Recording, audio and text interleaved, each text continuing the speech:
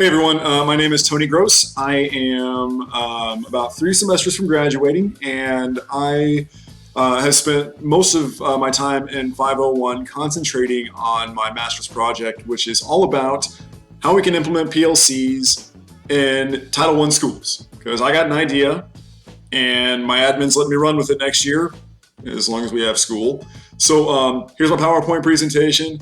I hope you guys enjoy it. I would love to hear what you think would work and what you think wouldn't work. So anyway, here's my presentation.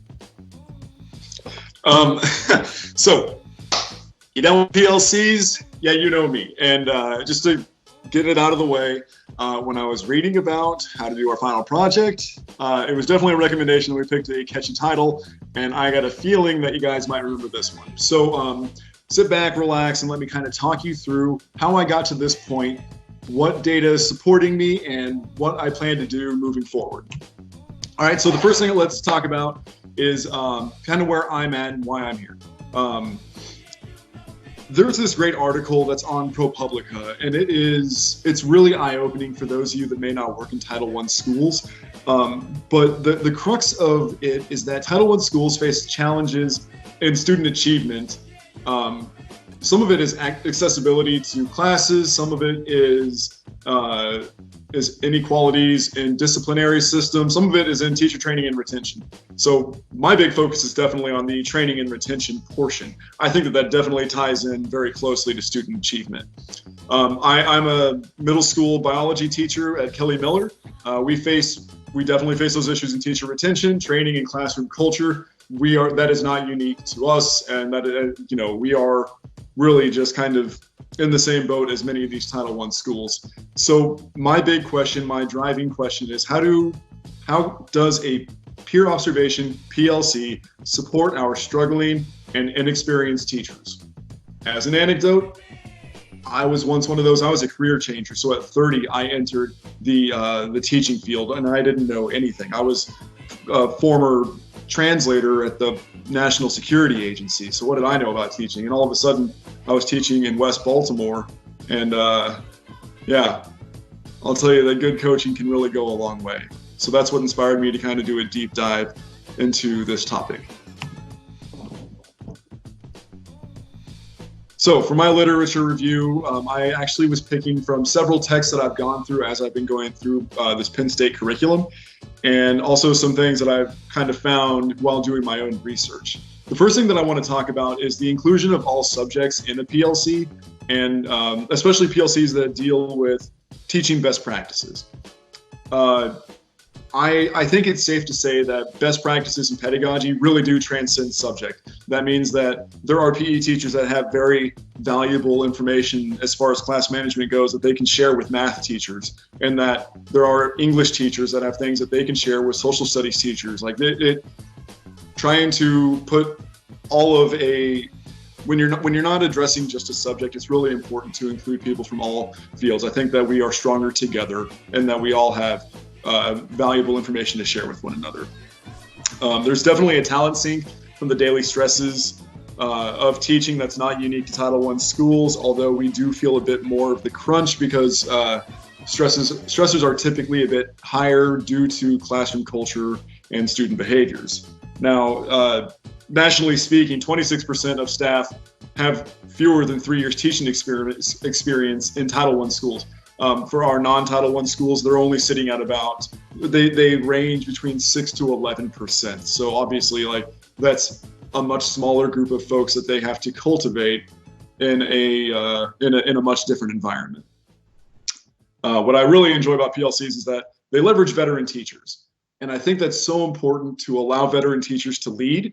I think it's so important to allow veteran teachers, or to put them in a position where they also have to learn.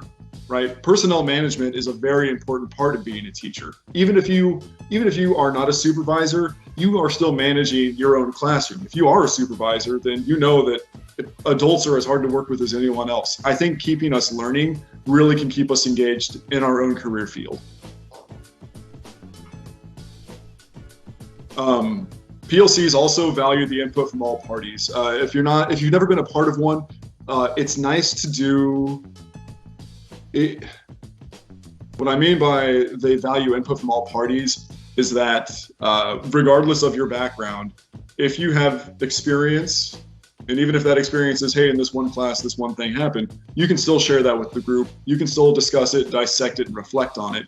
That's really important. That gives a level of confidence to everyone involved, right? Even if you're the least experienced person in the room, you still can say, look, I have experienced this, I'm having this issue, let's dissect it and talk about it. That input is really valuable. The inclusion of all teachers from different points in their career helps out all parties.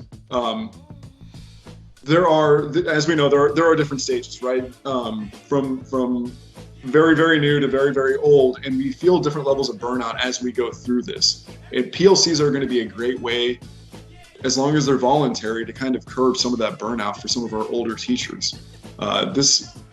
Asking them to lead is a sign of good faith by administrators. It can really show them that, hey, we trust our veteran teachers. We want them to lead. We want them to help out our younger folks that are new to the field. So let's get down to what I'll actually be doing, right, for my methods. Just a quick walkthrough of what I envision my PLC to be, what I've been discussing with my administration. So beginning in August and running through May, we will be using monthly topics that largely have to do with lesson structure and classroom management.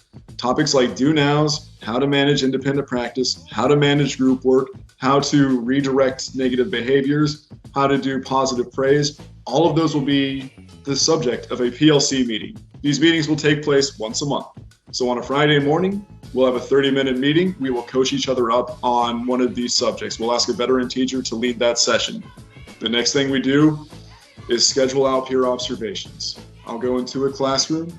I'll watch them for 10 minutes. I will take my notes on a standardized form. I will provide them with that feedback. We can either correspond via text, email, or face-to-face on what things I saw that I really liked, things I might try differently next time, and just any other general feedback to have a discussion and debrief about that method. We'll continue that, one new topic each month, at which point I'll also be implementing surveys and interviews at each quarter to collect data about the teachers' feelings of PLCs, to see if it's helping them become more reflective, and also to get some feedback so I can tweak the process as we go through this. PLCs are a great opportunity to be organic, but you have to be willing to learn and you have to have your ears open. And that's really it. At the end of it, when it's all said and done, my exit interviews will just be, describe the experience. Do you find this beneficial? What would you change? Those are the types of questions. So this has been a great class. I would love to if you have any follow-up questions on this, please put them in the comments. Feel free to send me a message. But otherwise, guys, it's been really awesome working with you, and I hope you all stay safe. Have a great day.